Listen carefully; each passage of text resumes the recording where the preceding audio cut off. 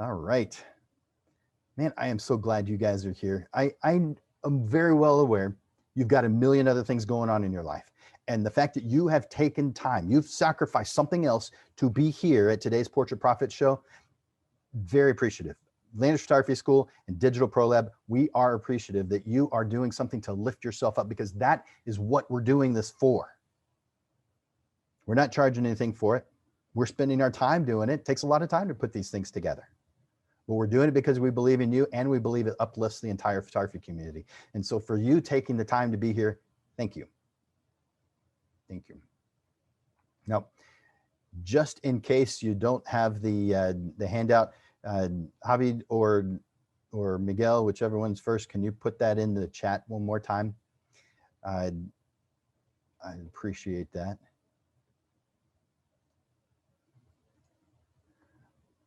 And as they do that, again, the topic today is understanding copyright for photographers.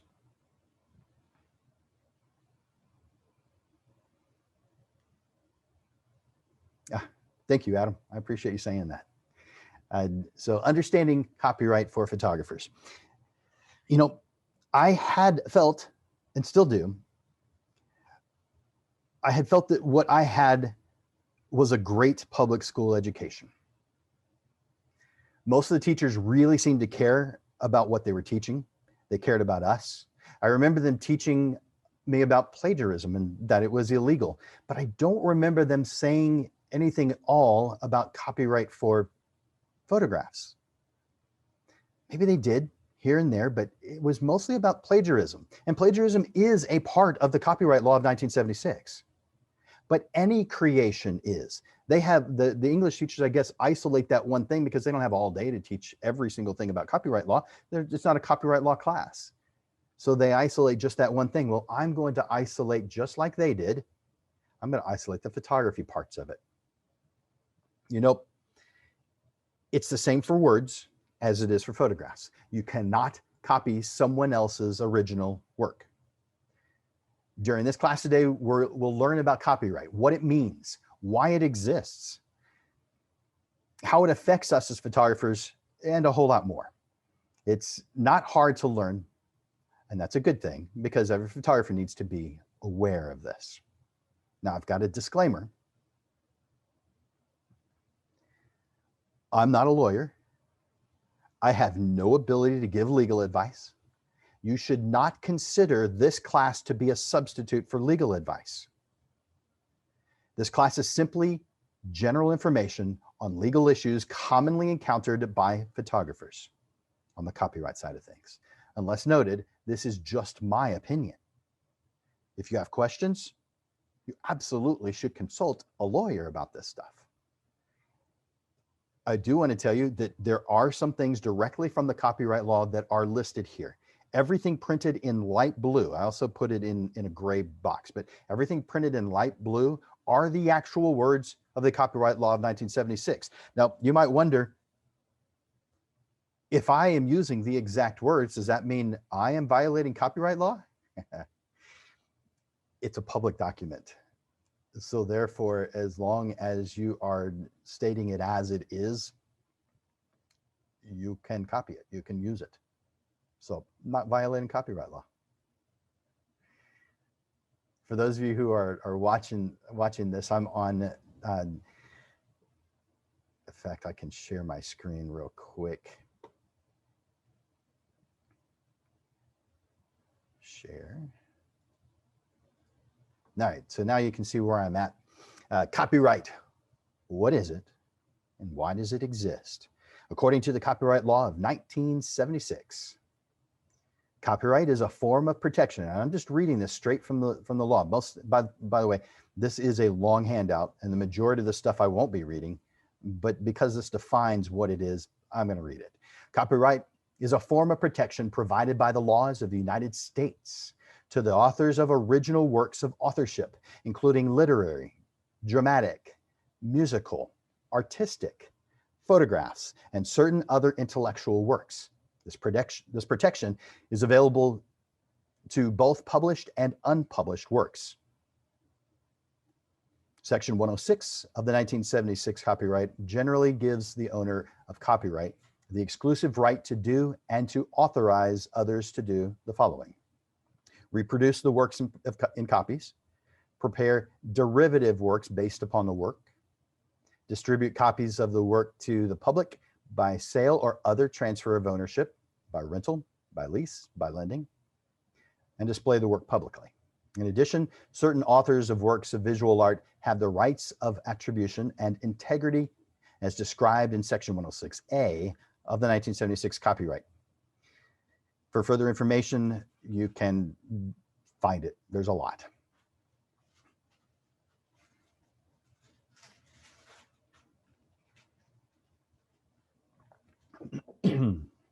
Put simply, copyright is the right to copy. The copyright laws have been designed for you as an artist. They help you. Why are there copyright laws? The cost of research, the cost of supplies, etc., the amount of time and other efforts can really add up. Without protections guaranteed by our copyright laws, many of the things we enjoy and rely upon today simply just couldn't exist. Because who wants to put a whole lot of money and a whole lot of time into a project that someone can easily just take and copy from them? Here's an example. Let's say that you decide to do Santa pictures at the neighborhood Christmas party. You research what to do. You make a plan. You make a budget. You go out and purchase the set. You pay for a professional Santa because you want a real beard.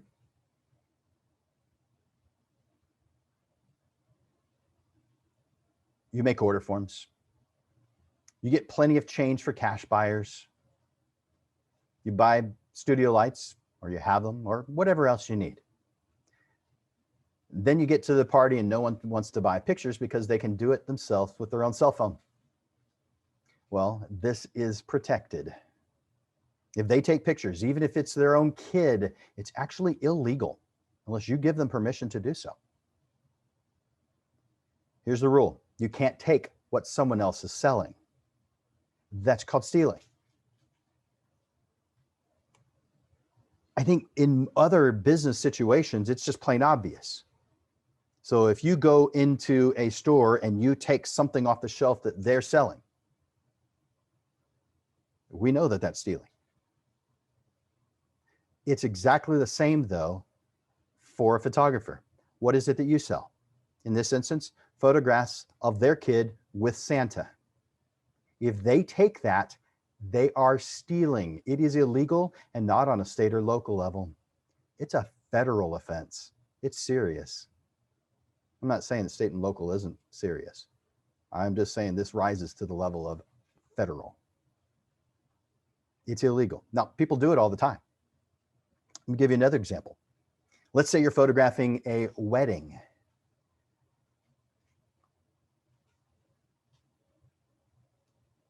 For a wedding, I just pressed the wrong button.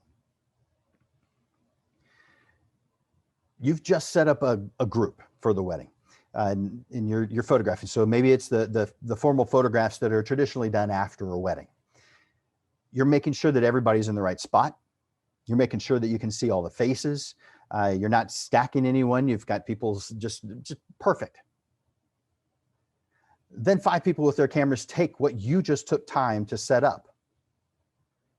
It happens all the time, but that doesn't make it it doesn't make it legal. It is illegal for them to take what you set up. They cannot legally take what you're selling. Now, I don't really recommend that you point it out to them, not that specifically, because you could cause greater problems. Let me tell you how I do it. So I'm not bothered, and so I'm not gonna cause. It's fine if they photograph the same thing I'm photographing. I'm not gonna say anything, but I am going to tell them 2 things that I am concerned with, and I think you should be concerned with too if you photograph weddings. 1, if they have a flash that happens to go off at the same time yours does, that changes the light. If you already have your light set up, then you have everything just the way you want it. That will mess it up. So they know when you're about to do the photograph. Let's say you say, all right, everybody smile, 1, 2, 3, click, and everybody else with the camera clicks at the same time. Yeah, you run into that problem, potentially. The second is no one knows who's in that photograph which camera they're supposed to look at. And so what you have is people looking over. Some people looking right in the camera, some people looking at that camera over there. Well, this photograph is important to them. They hired you to do the job.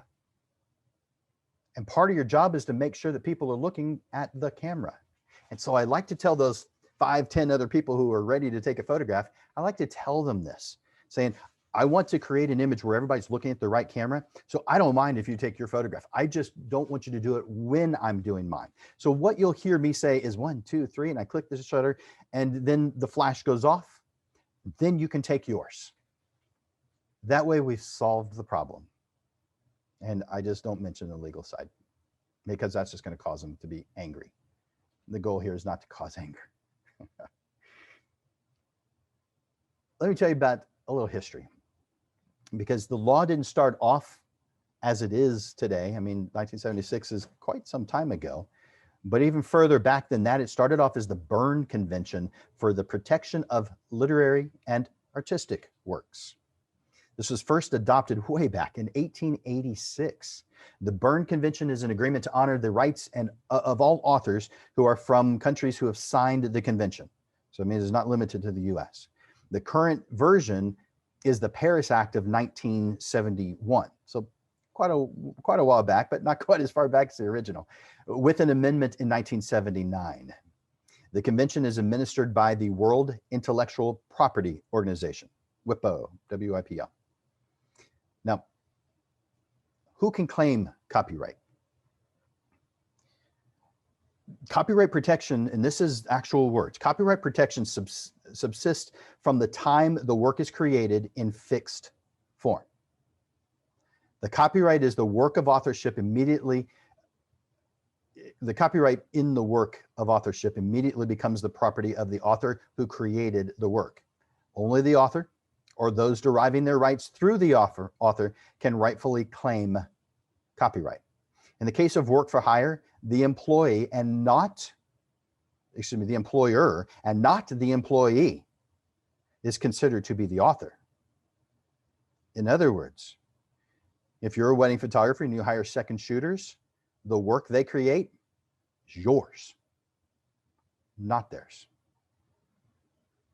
So when I see every once in a while on social media where someone says that this person used, I was a second shooter for them and they used my work in their marketing, is that a problem? No, because you don't own those images.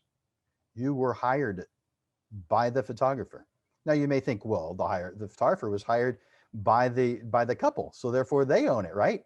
Nope, because this is your business.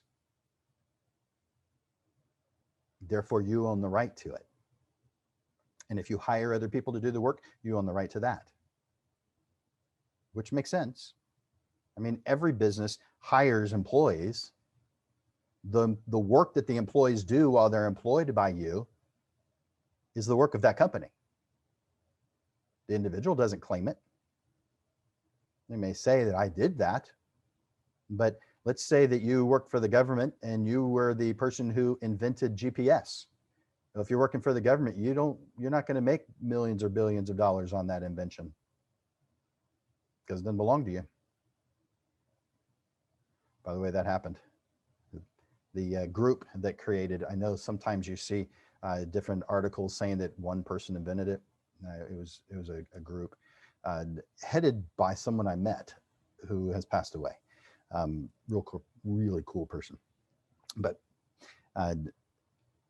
okay, GPS, I got one quick aside. I had no idea how old GPS was. It was invented in 1959. GPS, 1959. Now, it wasn't implemented until 1969 for the military. We, of course, didn't get it until, when was it, the 90s. So it took, what, nearly 30 years before we got a hold of it as consumers. Back to copyright. As with all photographic images, the copyright belongs to the photographer the moment the film or image sensor records it. In fact, your copyright actually exists, it lives 70 years longer than you do. But we're going to talk about how to protect it in this class also.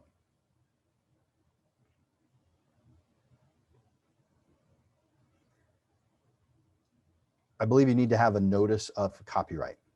Now, do you have to have that in order to get copyright? No, because the moment you created it was the moment you got copyright. But there's enough people who don't realize this, who don't know that every single photograph is copyrighted, so they think they can use it. So therefore, it is up to us to go a step further. So that's when we're talking about putting that circle C with the year and your name, whatever the official name, if it's a personal name, a business name, and then geographical information. So let me show you the example I have here. Share my screen again. So you'll see right here, I have an example. The circle C, a year, a name. I further suggest that you include geographical information. So in this instance, it would say, for me, San Antonio, Texas, USA. And wherever your geographical information would be appropriate. Now, not everybody knows how to get the circle C on their keyboard. So let me tell you, this is how to make a copyright symbol on your keyboard. If you've got a PC, there's 2 different ways to do it. If you've got a Mac, there's 1. So you do Control plus Alt plus C. Now on some, I've noticed that that actually means something else. So there's a second way to do that. And this works for me every time. So that's actually the one that I use. Alt, and then while holding down Alt, I enter the numbers on my keypad 0, 1, 6, 9. And that's when I get the circle C. So that's how to get that. I'm going to put that in chat real quick.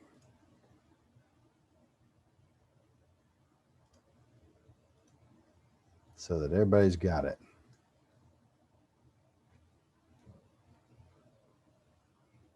All right, so if you're here on the Zoom call, then you have that in the chat. Those of you who are on watching us on Facebook, that's one advantage to being here on the Zoom call is you can interact via chat.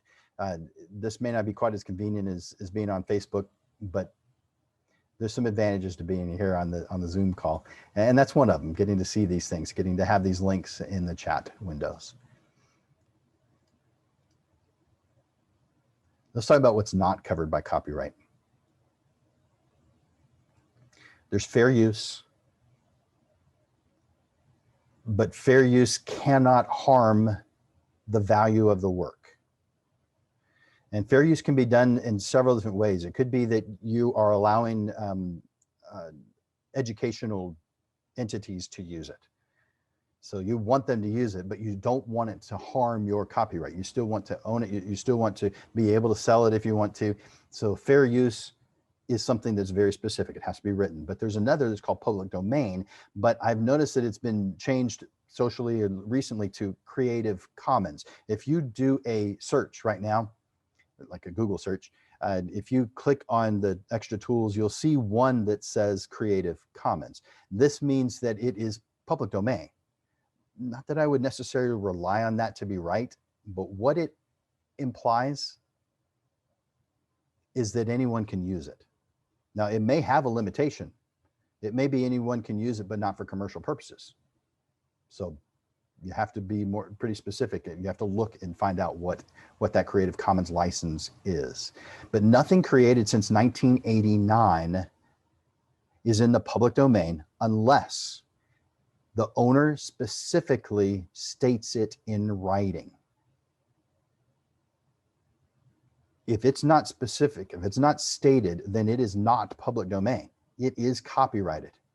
Even if the person says, oh, I don't care about it, it's still copyrighted. It doesn't matter.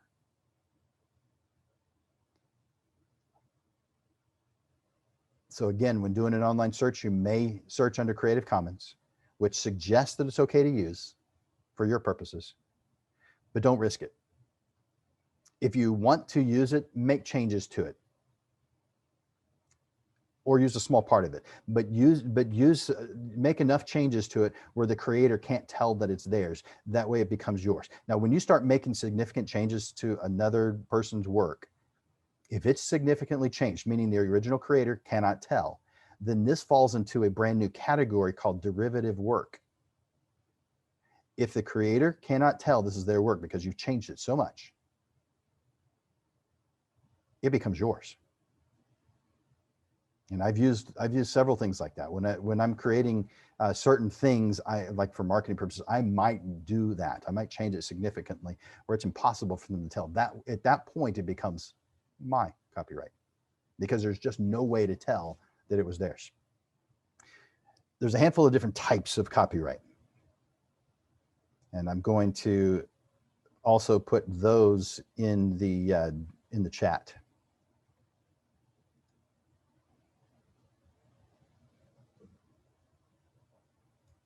And those different types, number one, exclusive photo rights. And it's just like the name implies, exclusive. It can only be used by one entity, exclusive. There's also one-time or lease rights. Well, this could be exclusive, but it's for one time, one purpose, or one period of time. Number three, electronic or online media. Number four, print rights. You may extend print rights to someone who's using one of your images so that they can make flyers or they can make mail outs. Number six is first rights, where an entity gets to use that photograph first before anyone else gets to. Number seven is transferring rights. You can transfer the ownership or partial ownership to another individual or entity. Number eight is work for hire. Now, I'm going to talk about bragging rights. So this is kind of an unofficial number nine. It's made up. It doesn't actually exist, but people do it, especially wedding photographers for second shooters. This is when you're working with another photographer and they give you the right to use those images that you created for your own marketing.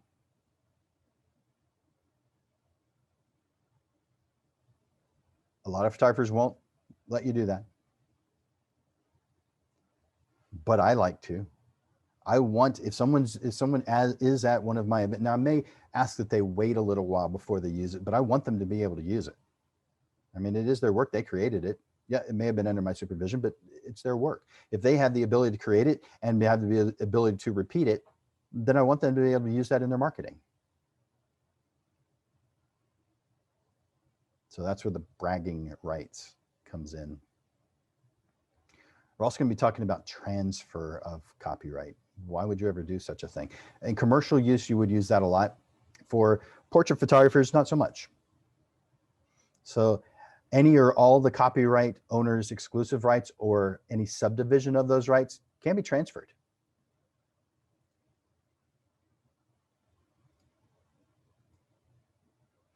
But the transfer of exclusive rights is not valid unless the transfer is in writing and signed by the owner of those rights.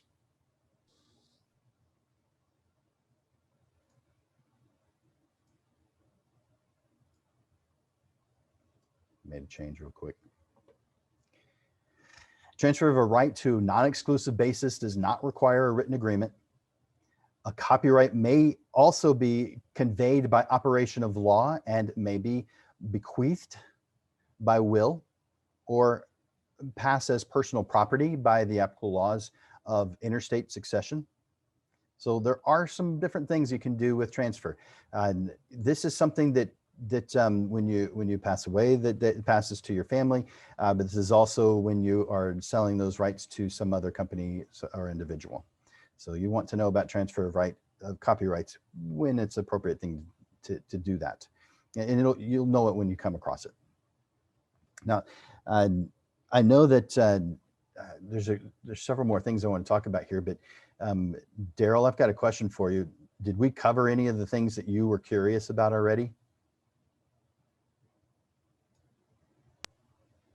Yeah, It was more so, the question that I posed was more so about, I had a client who wanted to hire me for some apparel, for apparel shoot. But she wanted full rights to the photos. That's what she wanted. She wanted me to sell her the rights to those photos, so that way I couldn't use them. Only she could use them. So that's kind of what that was the question that I posed to one of the groups. Okay. And there's more than one way to handle that. How did you, or how have you handled it? So I did a little research because I had never been confronted with that question before. So I did a little research on it. I found that there are people on both sides of the aisle of it. Some people say, why not make that extra money and sell them? Those photos are going to sit in a external hard drive for years and years and years to come. You're not going to use them, so why not sell them? Then I found some people who kind of, likened it to Prince, the artist formerly known as Prince, and kind of how he got into trouble when he sold some of his work somewhere, and he was never able to recuperate it back. So, and they say, it's your work, don't sell it. So how I ended up handling it is probably not the best way, but I gave her an astronomical per photo price of selling those images, and I just never heard back from her. Yeah. That's a good way to handle it. But that can happen. Yeah. And it's generally because they either don't have the budget for or don't understand what's going on here. It's just foreign to them. And so it's an uncomfortable thing for them. Mm-hmm. They had some level of understanding or they would never have asked. But each one of us needs to handle that on our own, however we choose to do that. So with works like music, I would agree that you should keep your stuff. When it comes to works like photography, it depends on what it is. This is art. We've got our own opinion, our own feelings, and each one I think we need to judge on its own merit, on its own basis. And so for what you did, you probably handle it the best way. That's probably is the best way. It obviously is not the only way, but I think that's a good way where you're saying, all right, I'm willing to do that. But here's how I'm willing to do that. So that's a good way to handle it. Now, how much you charge, that's totally up to you, to your business plan, to what you're trying to accomplish. One of the things that I wanted to, I guess, get educated on was I just asked her a few questions. I was like, okay, so when you say you want full rights to the image, what exactly are you trying to accomplish with the image? Good question.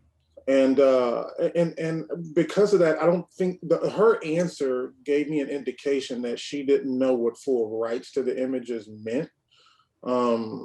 So that's when I just, found a price as I had researched online, found a adequate, I said astronomical at first, but I would say I found a price that I thought was okay for her to, make a decision on, and I just never heard back from her. But she didn't really have an answer to what does she really mean by wanting full copyrighted rights to those images. So she didn't give me an adequate answer.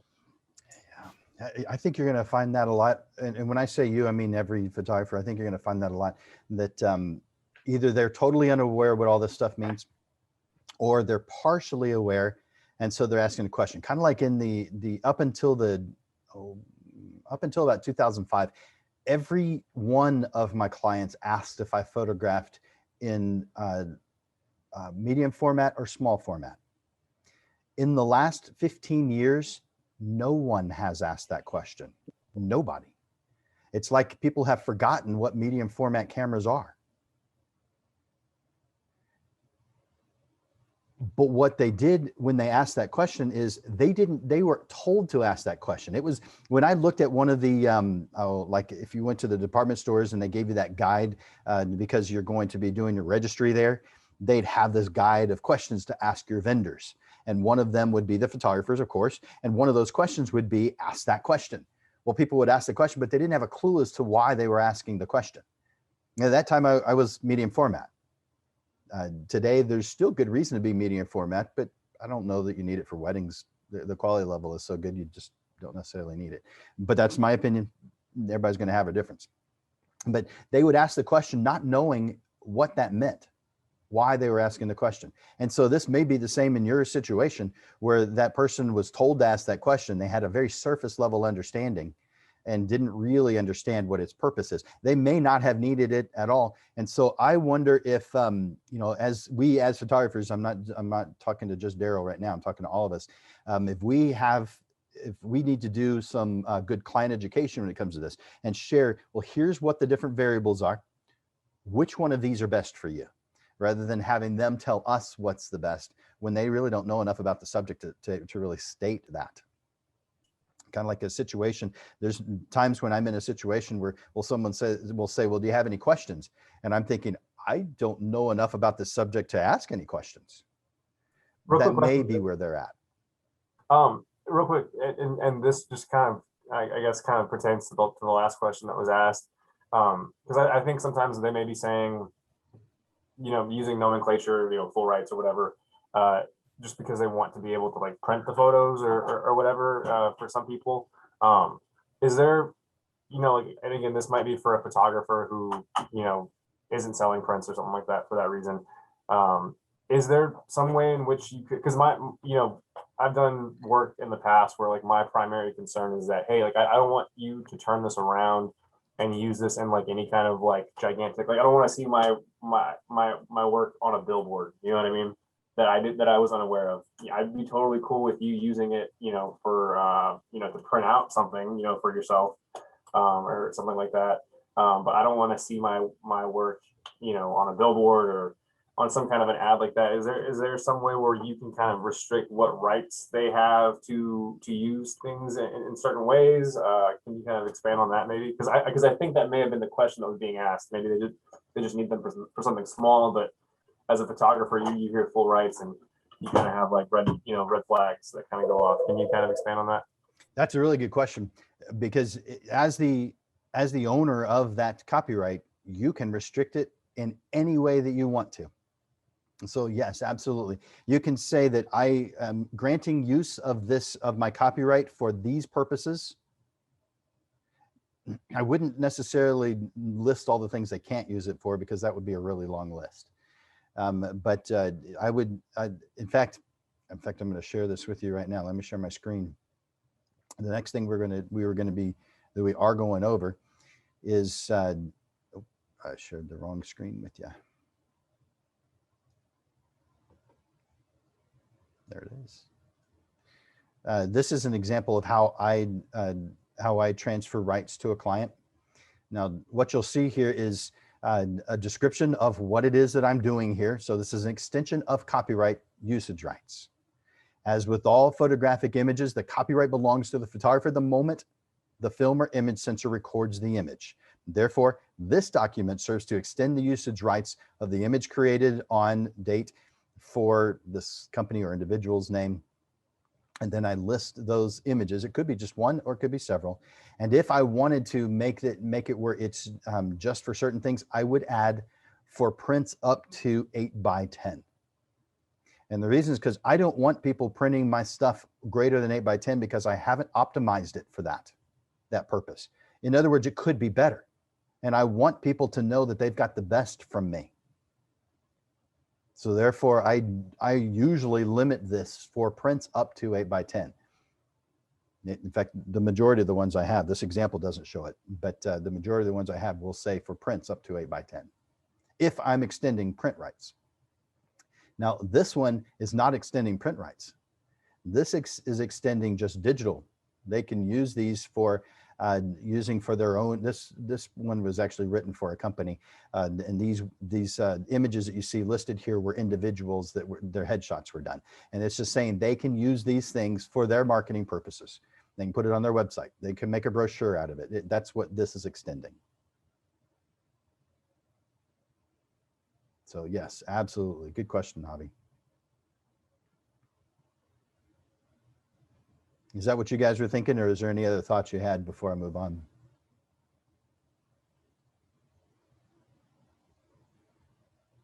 You're good? Okay, awesome. Good.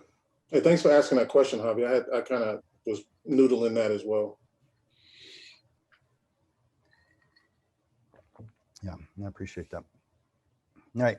So to further protect your copyright, you're seeing that right here. Mark your prints as copyrighted. That's the circle C we talked about already. This can be done on the front or the back of a print. Let your customers know how to contact you. Contact information on the back of your prints is what I recommend. On every single one of my prints, it has my contact information. It has the job number and it has the image number. That way they can easily order something from me. Include copyright information in your contract. That way, infringements can be dealt with, not just as a federal copyright case, but also as a contract violation. Include a copyright statement. Do this in each print order because this reminds your client that your photographs are protected by copyright and that the customer agrees that reprints will only be ordered from you unless they have permission from you otherwise. Now, you can get copyright or you can get legal information from something like thelawtog.com. A lot of good stuff there. The Lawtog, short for photographer. So thelawtog.com. You can just buy it straight from there. And that is a lawyer who's a photographer who writes legal stuff. A lot of good stuff there. If you want to do it on your own, then I recommend having an attorney at least look at it. Your images that are online, I do recommend that you watermark your images. Now, you may do it in an inconspicuous, the bottom right corner, inconspicuous space, maybe not covering over the whole thing, but I do recommend that you have it somewhere. Include additional information in the file information in Photoshop. This is the EXIF information. If you guys are familiar with that text file that goes along with every single image. Now, here's a problem with that. Once it goes online, the social media companies strip out your EXIF information, which effectively makes it what's called a, oh man. Now I'm forgetting the name of it. Anyway, it makes it where it's effectively not owned by anybody. And so that's one reason why you want to have your watermark on it, because they strip out your EXIF information. So even though you may have filled out all that information, all the file information with your name and contact information and copyright information, website information, all that stuff, it's stripped out when you put it online. And the reason is because they have to be able to share it. So therefore they share in your copyright, meaning they can sell your photograph without your knowledge. So I make it difficult for them by putting my watermark on my images. And that's just your logo or a signature. Now, in order to really protect your copyright, you will have to register your photographs with the US Copyright Office. Yes, that's a pain. But it is the sure way, the one sure way that if you ever have to go get a lawyer, that you're covered.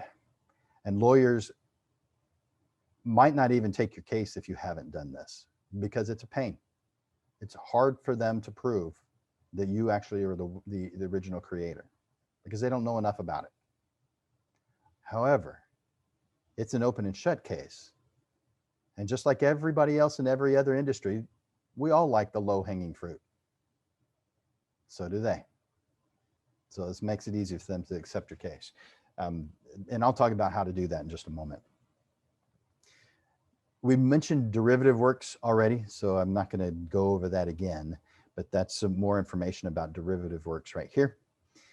So what do you do if your copyright has been infringed upon? I'm curious, have any of you ever experienced this? Has your work been used without your knowledge in any capacity, even if you were okay with it? I'm going to stop the share temporarily. Have any of you guys ever experienced that? I think this might be something, again, this is in the domain of social media, but I think a lot of people have probably had experience with maybe having their photos like shared or something like that, reposted by another page. kind of, I don't know if there's anyone else that can attest to that. I know Adam in the room gets Kins 5 likes to post a lot of his stuff. Now I think he's tagging them if I'm not mistaken, but I know that there's experience with stuff like that.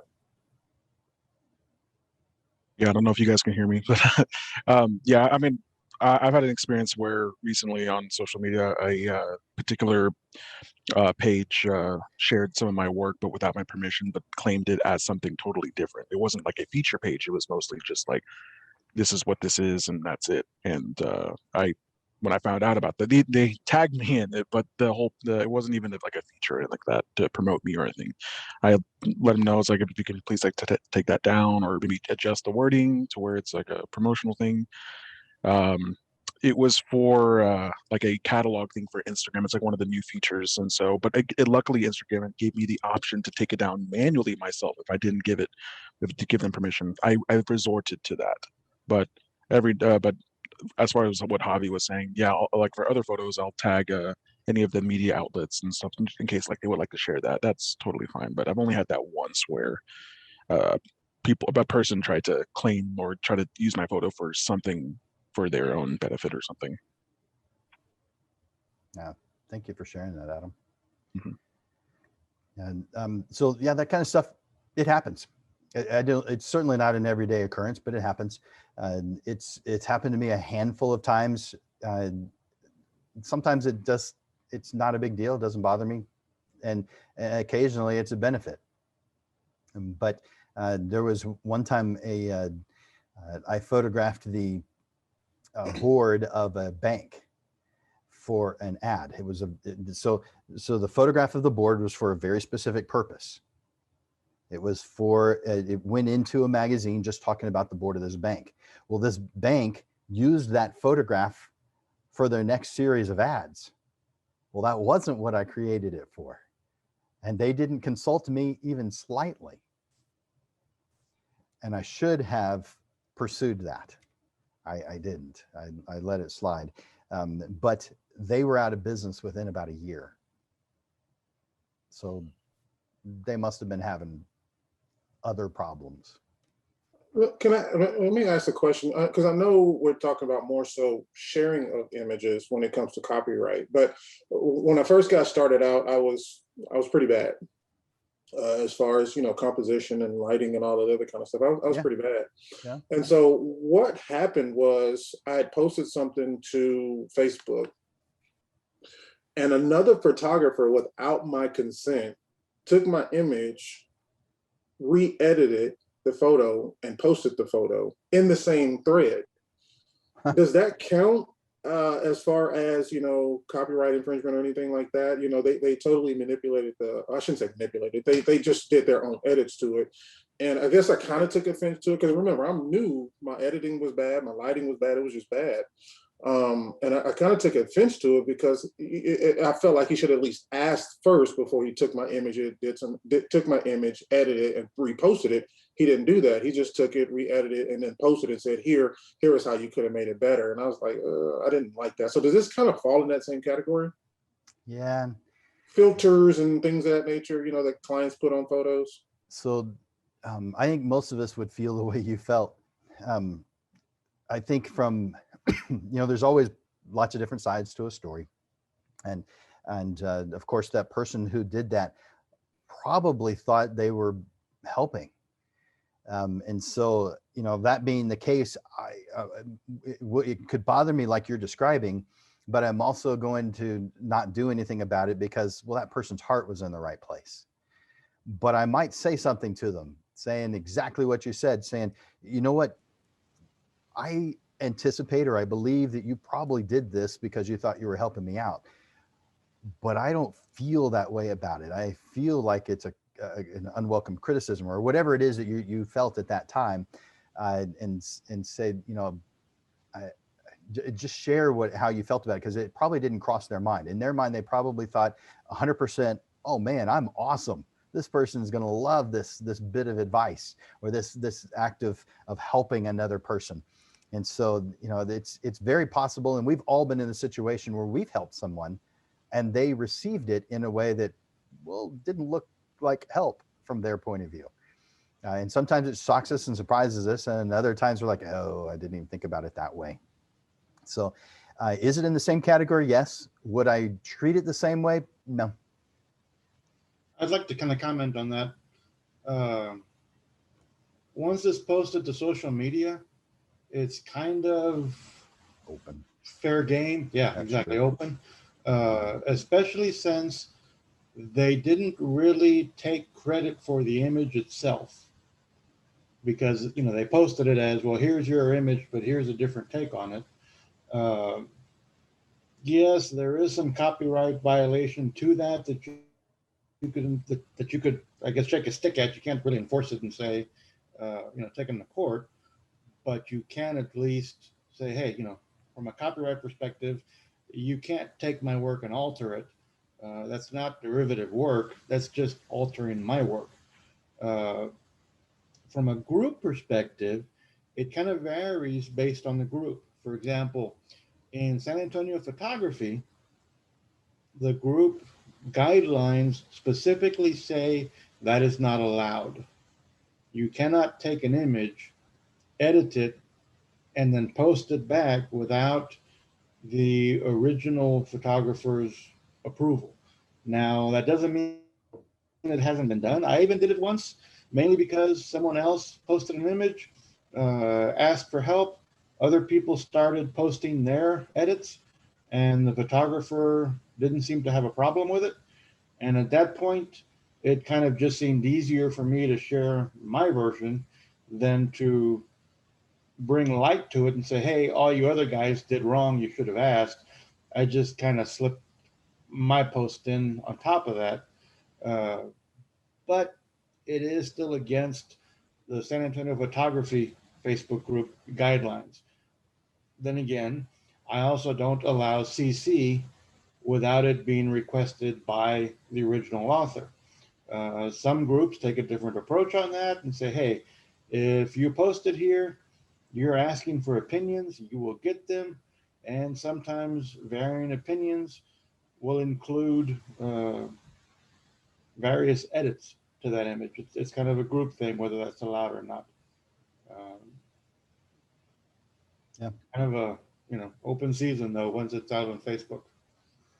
That's very true. Yeah, when you put it on Facebook, or any social media, there's one thing that's incredibly important in social media, and that's the ability to share. And so therefore, one of the things that you agreed to when you signed up for any of the social media outlets is the sharing of whatever you put out there, the text, the photographs, whatever, you're sharing it. So there is that. There's always a lot of different variables to consider, and there's going to be more as we do more things. Something else to point out. This was a story, I think, from a couple of years ago. I don't even remember what the final disposition of the case was. And I think things have changed so that it's not as easily doable as it was back then. But somebody basically created a book. I'm talking the book went to press, was published and sold, where all they did was scrape up Instagram images, Instagram posts, and print the post. Because they printed the entire post, giving credit, basically you had the name of the original photographer because it was literally like a screenshot of the post. There weren't really any true copyright violations because it was considered now I forget the term, where it's Credited it. well, not just accredited, but it's like for editorial purposes, news purposes. You're reporting on it. Oh, okay, yeah. So you have to mention it for the sake of that. And they were just republishing it essentially. And because of that, they had this massive book of other people's work that they were selling, and the original photographers were in no position to receive a single cent from their own images being published. Yeah. Yeah, that's interesting. There's a bunch of those. There's whenever those come up, they are interesting to me and lots of other photographers as well. Thank you for sharing that, Miguel. So what do you do if your images, well, if your copyright has been infringed upon? So someone is using your work without your permission. Since the creator of any original work automatically gets the copyright to the work the moment it was created, whether or not it was labeled with a copyright symbol or name, then they have committed copyright infringement. It does not matter how it was used, even if it was used for good intentions. Because you, as the owner of that copyright, are the only one who gets a say in how it's used. You don't lose your copyright if you don't choose to defend it. Just so we go down that path as well. I know some people say, well, if you don't defend it, you lose it. No, that's not how it works. You still own it. You will not lose copyright if you choose against defending it. If you're going to do something about it, though, first find out all the information you can. Who is it that's using it? Why are they using it? Find out if they could consider fair use of this, that you have said something, you've allowed educational use of it or something. Find out if maybe that's the case. Chances are it's not going to be, but make sure you give yourself some at least consideration in that fair use area.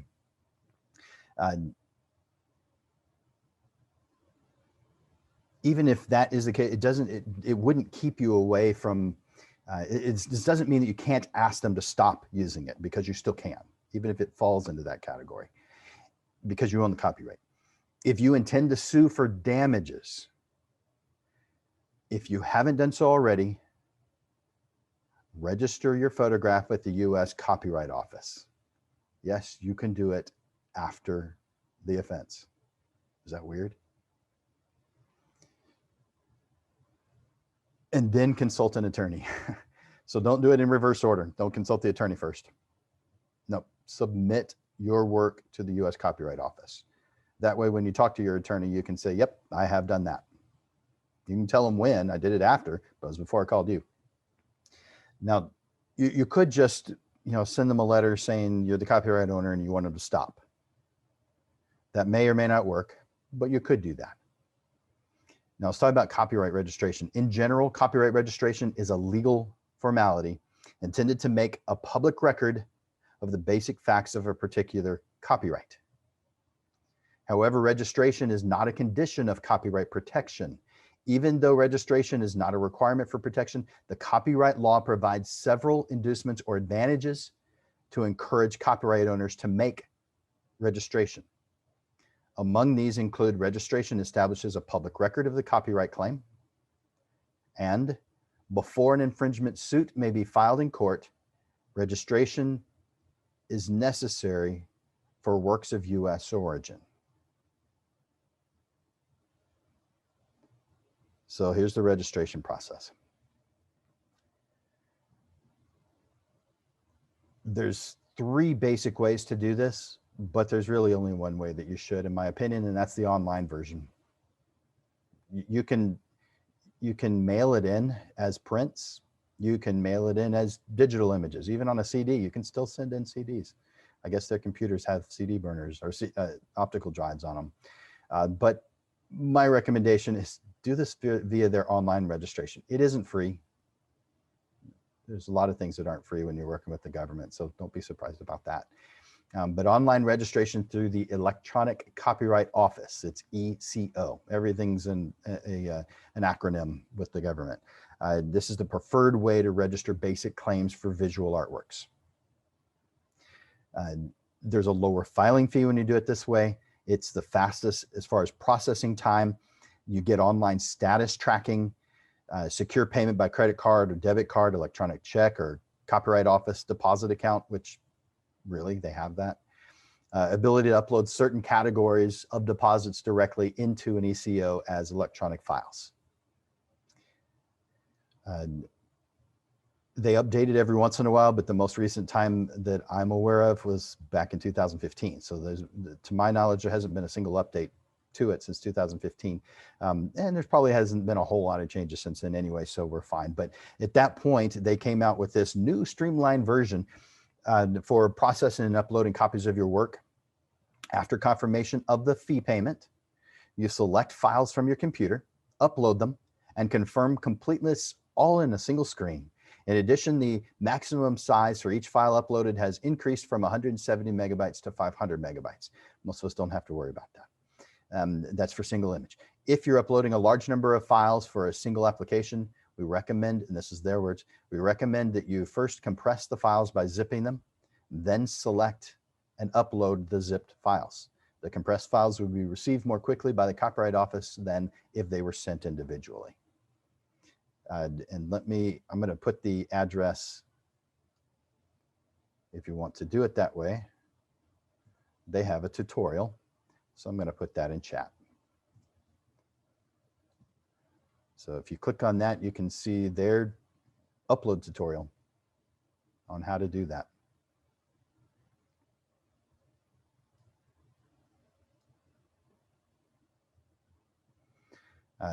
Other versions are you're registering, filling out a form, or you're registering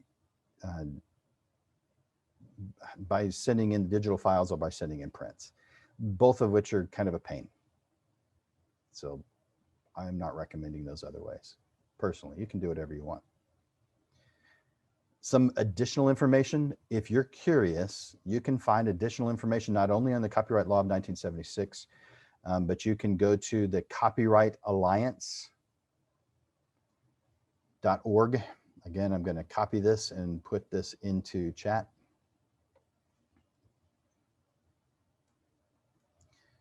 The Copyright Alliance believes that copyright law promotes creativity and job creation and strengthens the U.S. economy. Those who create, render, and publish copyrighted works rely on the copyright law and its enforcement for their creative and financial success. Without it, these creators would likely cease to exist, or at the very least cease to produce these important works that are enjoyed by billions of people around the world. So good organization. And you have what I mentioned earlier, the World Intellectual Property Organization. That's WIPO.int. So I'm going to copy that and again, put that in chat. So if you want to look into that further, you're welcome to. If you're curious about the Berne Convention, it's B-E-R-N-E. So it's almost like Bernie if you're from here in San Antonio. There's a suburb that's called Bernie, B-O-E-R-N-E, but this is just Berne, B-E-R-N-E, Berne Convention. There's information on the WIPO site, WIPO site, and on copyrightservice.co.uk. But just enter in Berne Convention into a Google search and you'll find what you need to know about the Berne Convention. There's also something that was done that looked like it had some hope. It looked like it was going to work. It went out of business and there was talk that it was going to be brought back. But when I checked last, it was not there, but that was photographerregistry.com, where you could register as a person who registers your photography. It looked good, but I guess there wasn't enough money to back it. Or maybe that's changed since I wrote this, but that was photographerregistry.com. And now if you want to, if you don't know how to put your watermark onto your image, there's lots of different sources for that. I'm gonna put two in the chat. There's one, and here's a second one. So one is Icemark, and the other is Digimark.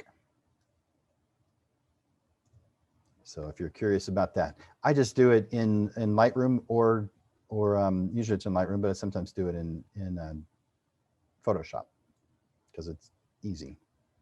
Now, some other ones, and some of these are kind of cool, but I'm going to send you several in this one. The clickandcopyright.com, PPA.com, a lot of good information there. copyrightlaw.com, copyright.com, and plagiarism checker. And there is also 10i.com. You guys familiar with that one?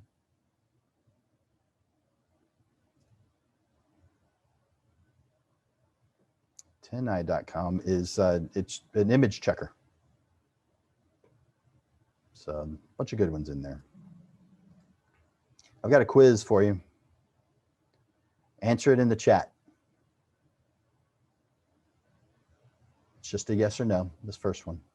If an image doesn't have the copyright symbol, that's the circle C. If an image doesn't have the copyright symbol on it, can it be used and copied by anyone who wants to? Nat, you're fast. Thank you, Natalie. No. It doesn't require the circle C. It hasn't since 1989. That's a lot of years. Doesn't need the circle C. I highly recommend that you have it on your work though, because not everybody realizes it. Besides, it kind of makes it look more professional. And real quick, Jim, if I can add to that, just because that's something that we get here at the lab a lot. We have a lot of people that come in with images that they're hoping to get, like maybe they're images that were taken, 20, 30 years ago. But here at the lab, we know what a professional photo looks like. And a lot of times, if it, we can tell the images have been, created by a professional, and they want to get it scanned so that way they can either reproduce it or have it for their own files or whatever it might be.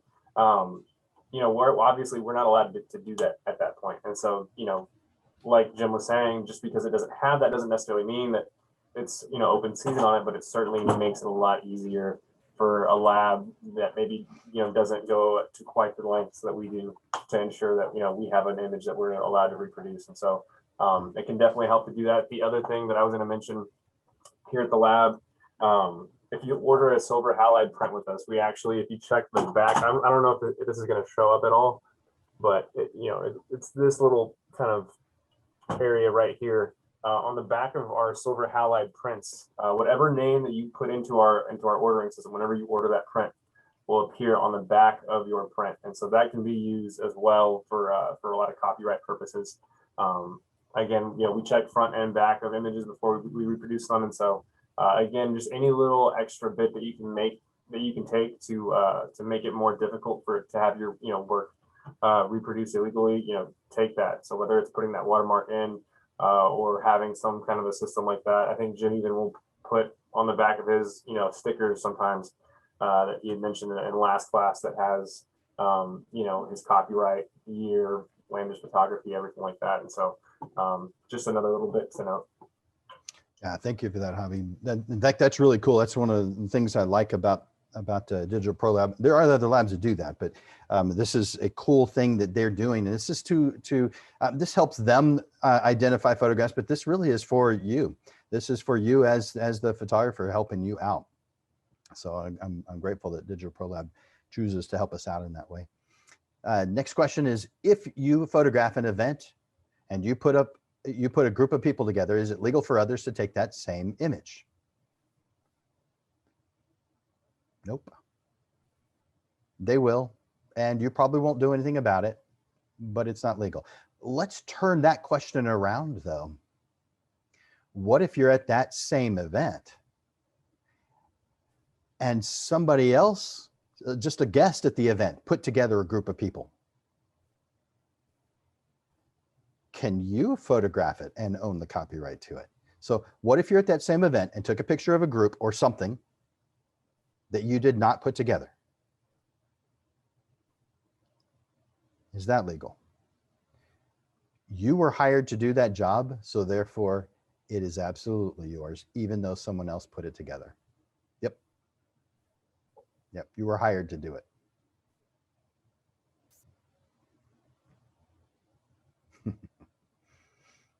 Not a weird one. And a third one. If you buy school pictures of your kids, is it legal to scan or take a picture of the picture for your own use? Like putting it up on Facebook or emailing it to a family member?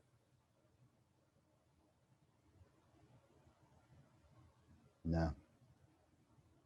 You're right. No.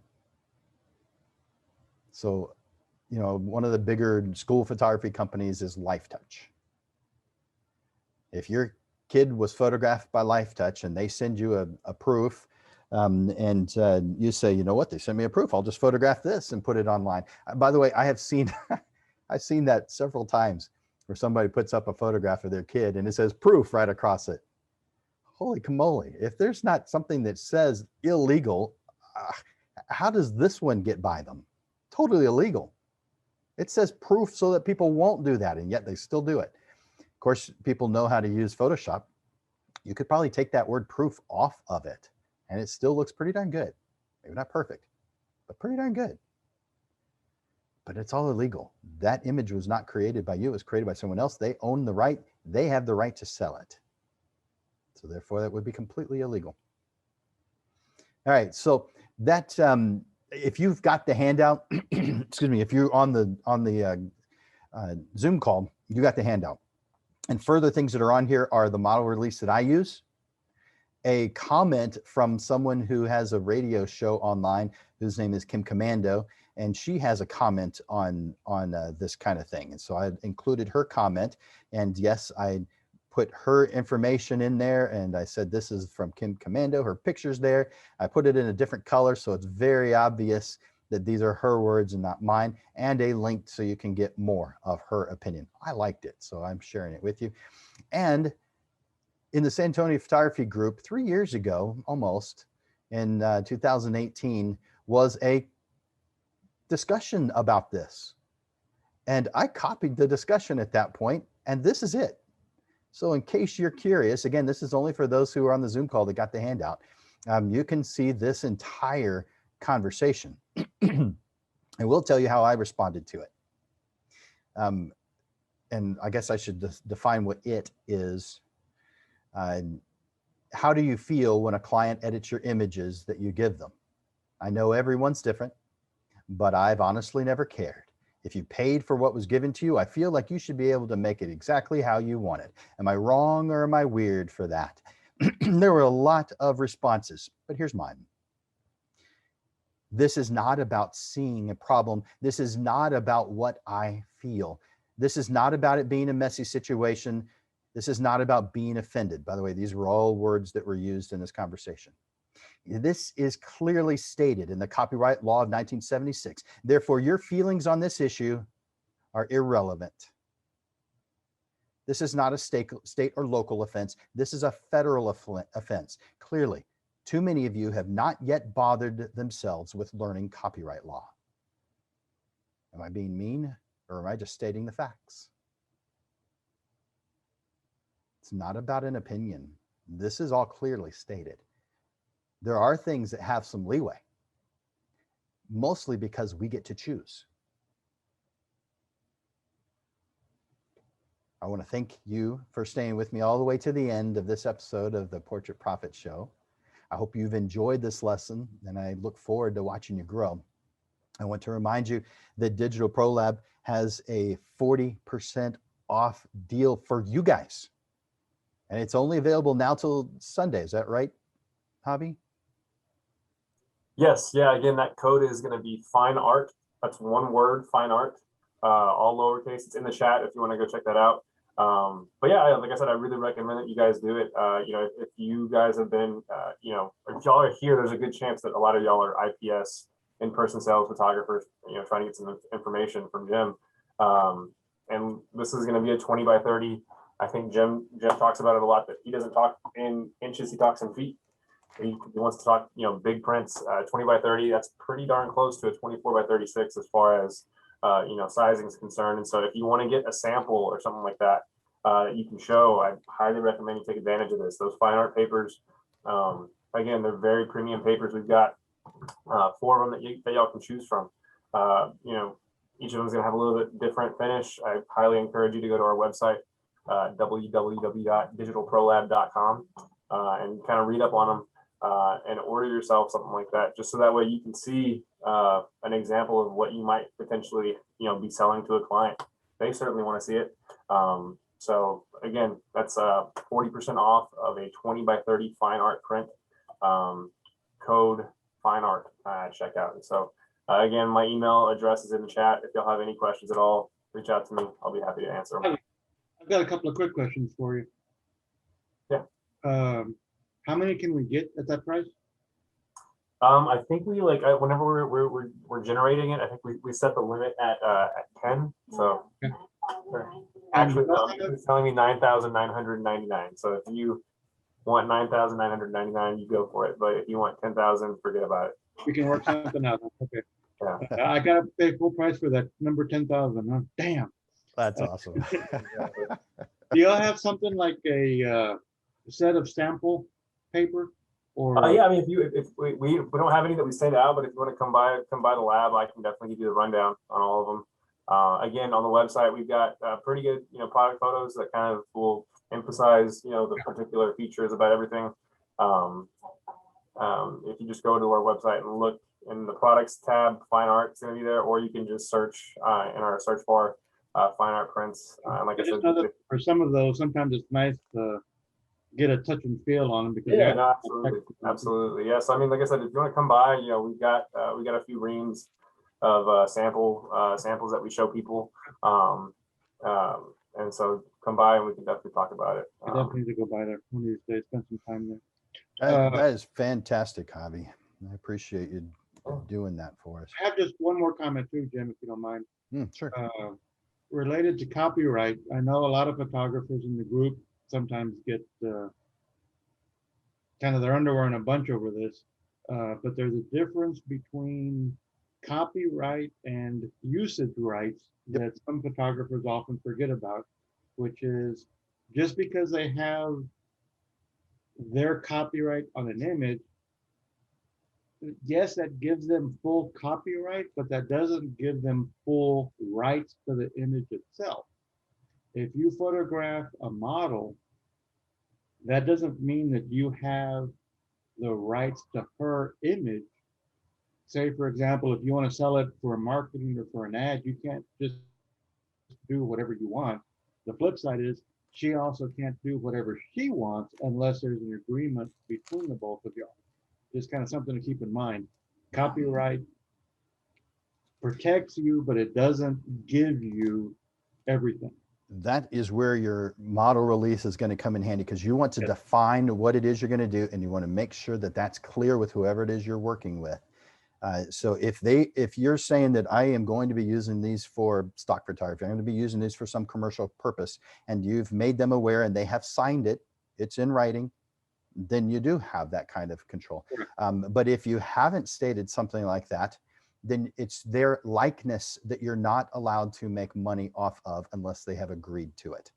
So I think that's what you're referring to, is their likeness. Yeah. You can use it for your own marketing purposes. You can put it on your website all you want, but when you try to sell it, that's when you have to have permission, because it has their face, their likeness on it. Right. Yeah, exactly. Thank you. So now we've gone a little bit over on time, so I better bring this to a close.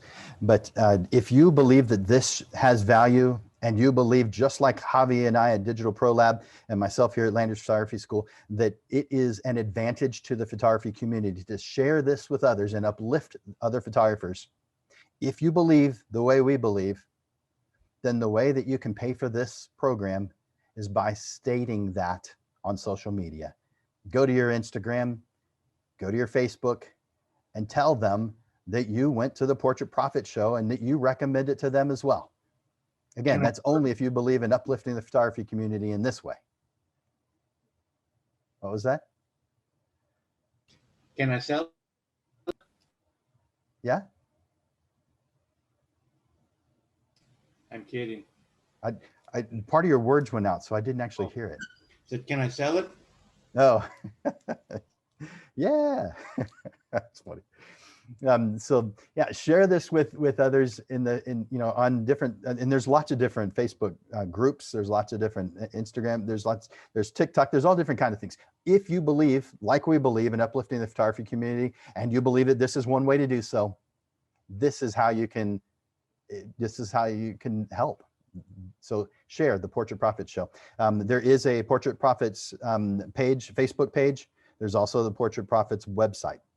So link either one of them. Probably the Facebook page is the easier one to link. For Landers Photography School and Digital Pro Lab, this is Jim Landers bringing you the weekly Profits Show, giving you evolving content, awareness, and even fun to the business side of photography. We provide helpful information, step-by-step processes, how-to articles, and action steps that will help you with the struggles you deal with now so that you're constantly realigned to the path that leads you to the success you deserve. Thank you for being here, and I look forward to seeing you next week, 6:30 next week, every single Monday for the Portrait Profits Show. Thank you guys for being here.